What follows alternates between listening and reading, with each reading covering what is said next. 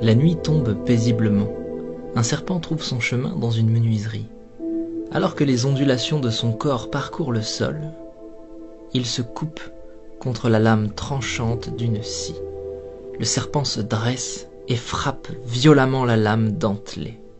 Un acte déraisonné et sans conséquence pour la scie, mais qui blesse gravement le serpent à la mâchoire. Aveuglé par sa rage et convaincu d'être face à un ennemi dangereux, le serpent entoure la scie de tout son long pour en venir à bout et la faire suffoquer.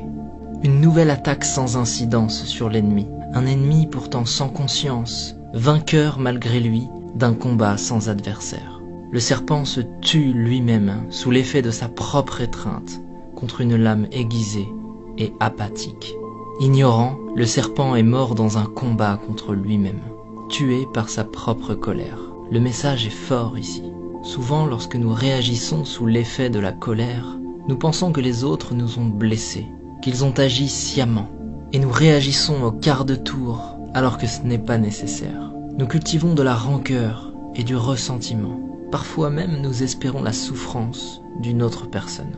Mais en faisant cela, nous ne faisons que nous couper avec la lame de notre propre rage. Et cette énergie malsaine que nous déversons autour de nous n'atteint personne d'autre que nous-mêmes.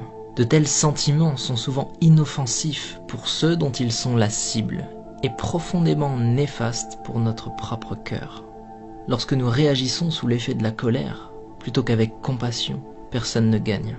Ignorer la négativité est toujours plus sain. Pardonner, accepter et laisser passer est toujours plus habile. Se concentrer sur la création plutôt que sur la destruction est toujours plus sage. Et il est plus noble de bâtir la vie que nous voulons, plutôt que de chercher à détruire celle que nous ne voulons pas. Si quelqu'un se comporte mal avec nous, plutôt que de réagir avec agressivité et violence, peut-être devrions-nous comprendre ce qui est en train de traverser cette personne et faire preuve d'écoute et de compassion. Peut-être que sa journée est difficile. Peut-être que toutes ces journées sont difficiles. Lorsque nous regardons les choses avec une nouvelle perception, il est plus facile d'avancer, de laisser toutes les énergies négatives derrière nous, d'abandonner ce qui n'est pas constructif pour notre futur et de simplement laisser passer. Nous devrions avancer avant que la colère nous consume et nous détruise comme le serpent.